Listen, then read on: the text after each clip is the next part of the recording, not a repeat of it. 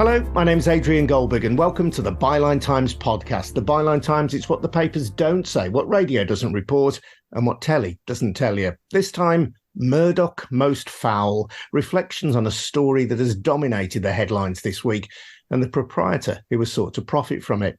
The Sun newspaper claimed that a BBC newsreader, later identified as Huw Edwards, paid a 17-year-old for explicit images, which if true would be illegal given the age of the young person involved. This so-called scandal quickly unravelled. Although the Sun had spoken to the parents of the supposed victim, they hadn't talked directly to the young person themselves, and they, through their lawyers, said the story was rubbish. The Metropolitan Police investigated and found there was no case to answer. Huw Edwards may well face questions about his behaviour on other occasions when he emerges from hospital, where he's receiving psychiatric help. And the BBC's response to the crisis has also been scrutinised. But we're only discussing any of this because Rupert Murdoch's flagship UK tabloid published a story which was essentially untrue. Not for the first time, as families of the Hillsborough tragedy quite rightly and frequently remind us. Murdoch was forced to close down the News of the World in 2011 because of the phone hacking scandal, which is still costing his company News UK millions every year in settling compensation claims. Despite that, politicians still pay court to the Australian, the ultimate media influencer. Prime Minister Rishi Sunak and Labour leader Keir Starmer were among the guests at the Murdoch's annual summer party in London recently. We're going to hear from Nathan Sparks, who is CEO of Hacked Off, which campaigns for a free and accountable press, and Francesca Cociani, who is an associate at Hodge Jones Allen solicitors. Francesca frequently represents those accused of sexual offences, including where privacy is an issue. Before we do, though, just a reminder that the Byline Times podcast is funded by subscriptions to the Byline Times. That's our wonderful monthly newspaper, which combines the best of our online offerings with content that you can't read anywhere else. Find out how to subscribe over at bylinetimes.com. That's at bylinetimes.com. Francesca, Nathan, welcome both. Francesca, just take us right back to the start of this story because it may well have become muddied by some of the events of the last few days. How did this story start and why was the newsreader, who we now know to be Huw Edwards, being accused of a criminal act? Hi, Adrian. Yes, well, at the beginning of the story, it appeared that the Sun was alleging that a BBC presenter was paying for sexual images of somebody under the age of 18. Now, being in possession of sexual images of a child under 18 is indeed a criminal offence that's punishable by a prison sentence of up to 5 years in prison. So indeed, that would have been a criminal offence had he in fact been in possession of sexual images. The age was raised by the Sexual Offences Act 2003 from 16 to 18. And so had it been true that he was in possession of sexual images of somebody of the age of 17, that is indeed a crime. And I'm sure the Sun is very well aware of this, given their background with Page 3 and the age of the people that they used to publish on their newspaper.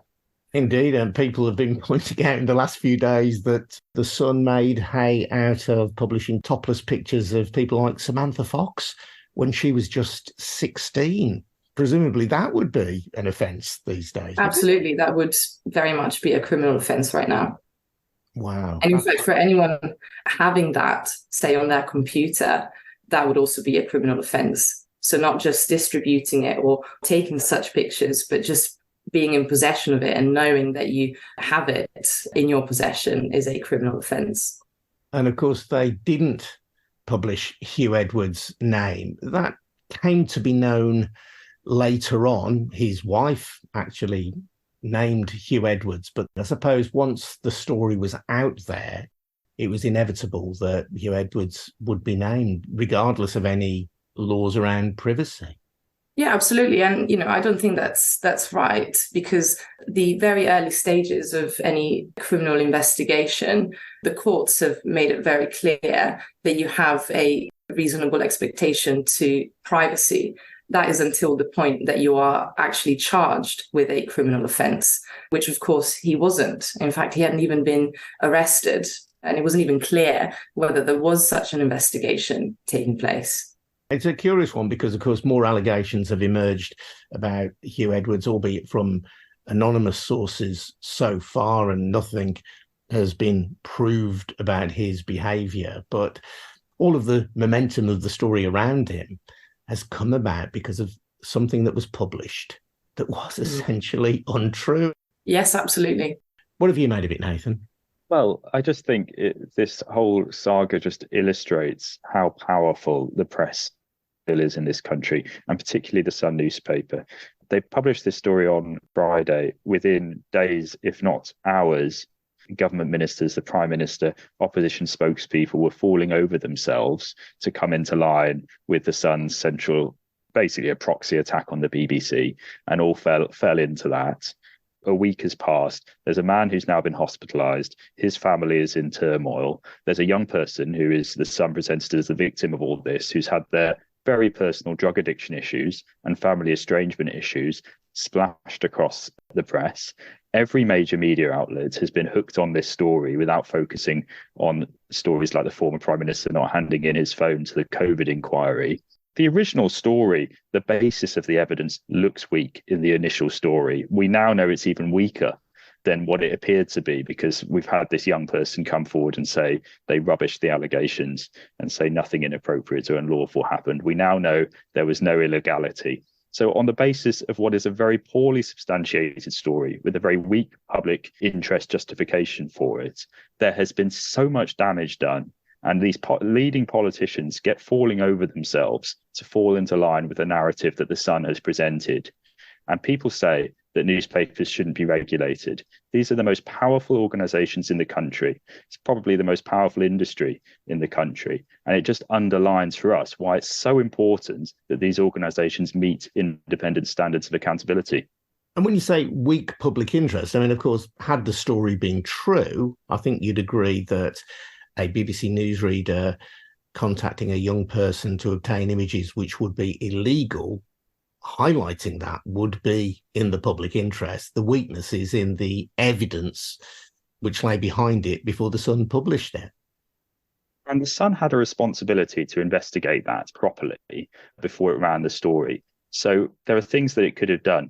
I mean, we now hear reports that the family tried to initiate criminal proceedings previously and were told by the police that there was no legal case to answer. So why on earth the Sun went ahead anyway? If they should have spoken to the family and they should have known that, and then they shouldn't have gone ahead. But if they didn't know, then they should have spoken to them anyway. So it's just the whole saga just shows really sloppy journalistic practices of the Sun. And you've hinted at perhaps a motive that went beyond exposing potential wrongdoing by an individual. You've described it as a proxy attack on the BBC, of course, the Sun newspaper, the Sunday Times, our rival news organisations, likewise the Talk Radio and Talk TV news empires as well, which are all part of the News UK operation.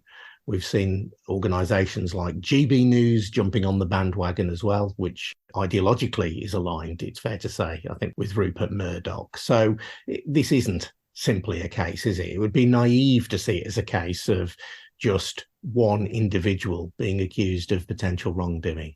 No, it's the only reason I can think of that the Sun pursued this story on the basis of such flimsy evidence. There's a long history of parts of the press, particularly the Murdoch press, attacking the BBC and their interests, either through political lobbying or through their editorial coverage. And I can think of no other reason why they pursued this story other than to try and damage the BBC again. And Francesca, I know that the right-wing papers very often attack human rights legislation generally, but it's human rights legislation that actually gives people like Huw Edwards and the rest of us the right to privacy in law. That's one of its key features. Absolutely. And I mean, what I think is that if the press is going to turn your life upside down, they need to have a really good reason to do it. And they need to have treated you fairly. And what's clear from this story is that he's not been treated fairly. There's not been a due process. And what we may think is socially unacceptable has been conflicted or deliberately mixed up with illegality. As you said, it's part of a much bigger issue, when it comes to human rights. It's a reason why we have a right to privacy, a right to a private life. That's Article 8 of the European Convention of Human Rights. And there is a reason why, before you're charged with any criminal offences, you have a reasonable expectation to that right being upheld by the authorities. And that's not really what we've seen here. And indeed, the presumption of innocence until proven guilty. And everybody has a right to access a fair trial that is, again, protected by the European Convention of Human Rights. That's our Article 6. Everyone is supposed to be the same in front of the law. Everyone should have access to a fair trial. But how can you have access to a fair trial if you're being tried by the media or by the court of public opinion before your case even gets to the court of law? The criminal justice system is not perfect, but we have laws and procedures that have been developing for decades, centuries, and that's to ensure that somebody has access to a fair trial and that some sort of justice is achieved for all the parties involved. But in contrast, the inherent purpose of a tabloid newspaper is, and that's not controversial to say, I don't think, is to sell news for profit. In my view, that's a strong conflict of interest with what you're actually trying to achieve by exposing a story like this. And that's why it's so dangerous when justice is tried to be carried out by a newspaper versus a justice system.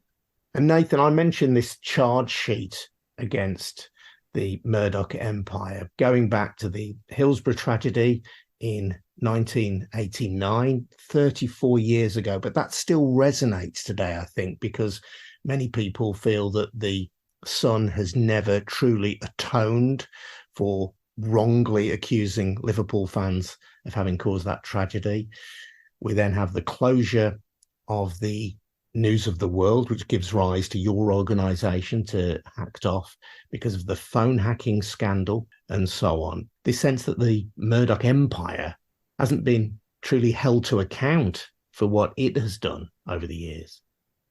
No, and I think its coverage of the Hillsborough disaster is for the people of Liverpool to forgive and not me. But for a start, one thing that the Sun could do in the wake of all that, which Hillsborough Justice groups have called for, is that it could join an independent regulator so that in future its journalism is actually accountable. And when it publishes things that are not true and smear people just to satisfy their own narrative or the narrative of the politicians that they try to suck up to, or the police or whoever it is, then they're held properly to account. And they could also stop trying to lobby against the second part of the Leveson inquiry, which would look in much more detail into the Sun's coverage of Hillsborough. And I just want to draw a bit of a contrast. So you've mentioned the phone hacking scandal. When the newsgroup newspapers, which is the publisher of the Sun and News of the World, first became aware of allegations of widespread phone hacking at News of the World, their response was to settle cases out of court for massive amounts of money and to hope the problem went away. And yet today, when there is talk of kind of BBC scandal, and the BBC's response was, okay, it wasn't perfect, but they attempted to contact the complainant at least 2 times. And since the scandals broke, the Director General's been taking interview requests, and they've shone a spotlight on themselves with their own coverage. The contrast between the two organisations' response to scandal is extraordinary, where newsgroup newspapers tried to cover up the phone hacking scandal at News of the World for many years. And even over the last few days, again, with this scandal, with the poor reporting that has emerged and the holes that have emerged in the Sun's initial coverage of this, we've not heard anything from Victoria Newton, the Sun's editor. We've not heard anything from Chief Executive Rebecca Brooks, the owner Rupert Murdoch.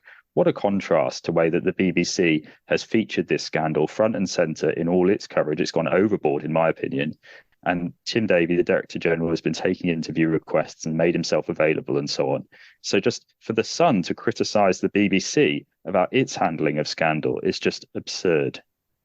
The Sun is, of course, a member of IPSO, the Independent Press standards organisation and can be held to account through that mechanism if people feel that they have been wronged.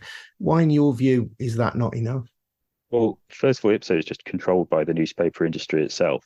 So there's very little prospect of Ipso ever holding the Sun properly to account. I mean, Ipso's been around for sort of 9 years now, I think, and it's never once issued a standard investigation against any of its newspapers. It's never fined a newspaper. It's just got a really shoddy record. And should we be surprised? Because the Sun's publisher's legal director sits on the body that controls Ipso's rules. The whole organisation is kind of packed with representatives of the press, and it was set up specifically in rejection of the Leveson recommendations, because Leveson, after part one of the Leveson report, he recommended certain standards which regulators should have to meet for the press in future, things like they should be independent of the press itself. And Ipso violates the vast majority of those. So we cannot rely on Ipso to exercise any competent accountability here. But that's why we campaign for Ipso to be replaced by an independent regulator.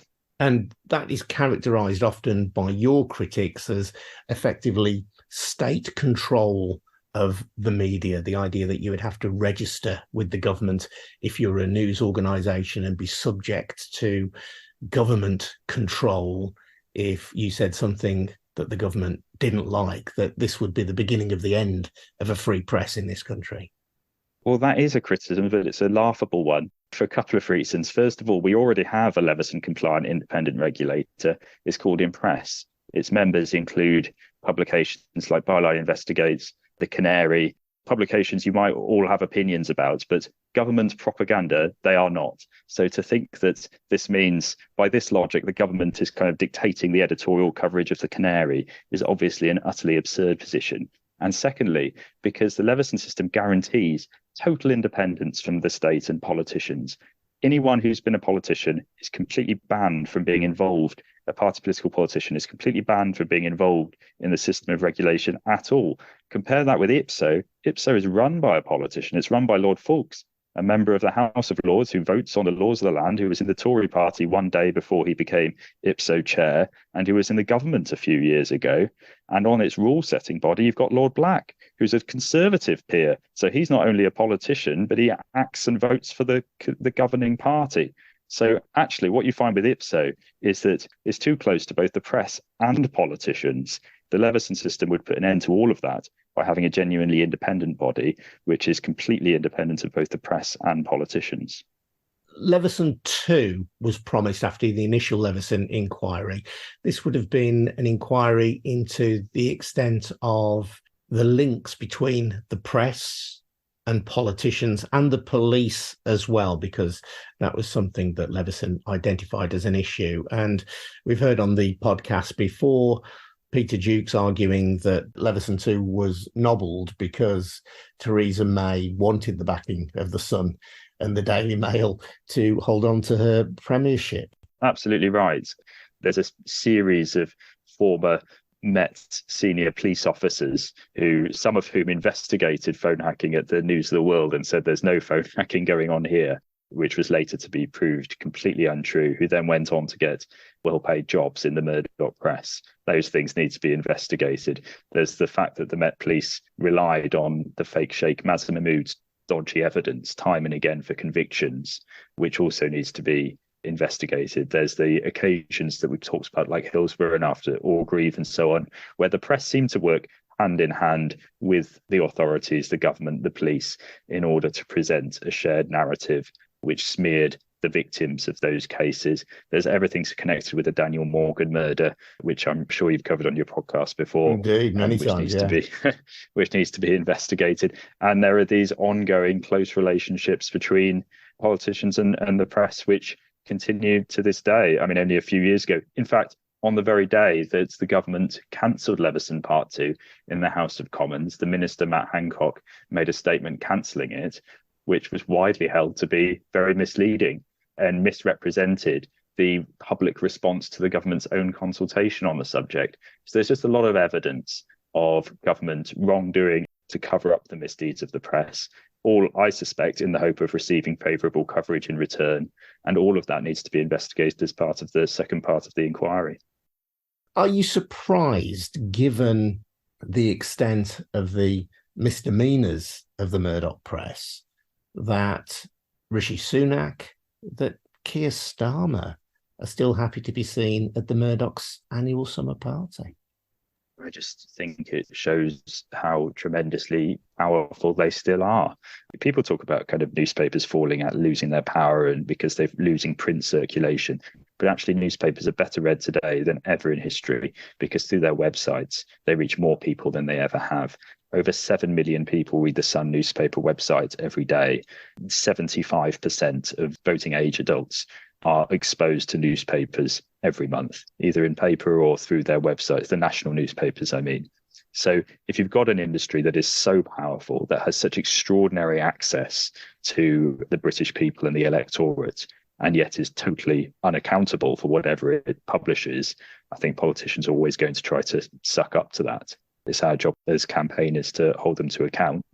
And it's the job of honest politicians with integrity to put their self-interest to one side and stand up to them. And Francesca, we have an individual in Huw Edwards who has been wrongly accused of illegality, but whose name has nevertheless been dragged through the mud, and who has had to receive psychiatric help as a result of that. Is there any redress through the courts for Huw Edwards for what has happened?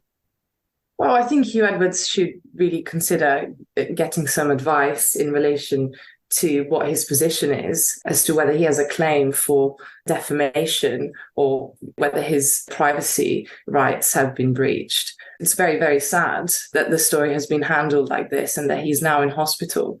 Of course, anyone who's accused of a criminal allegation will suffer, some sort of impact on their mental health. It's absolutely terrible for your reputation and well-being, but to be wrongly accused in such a public and vicious way is very, very sad. So absolutely, I think he should really consider his position in relation to any action he may be able to take against the newspaper.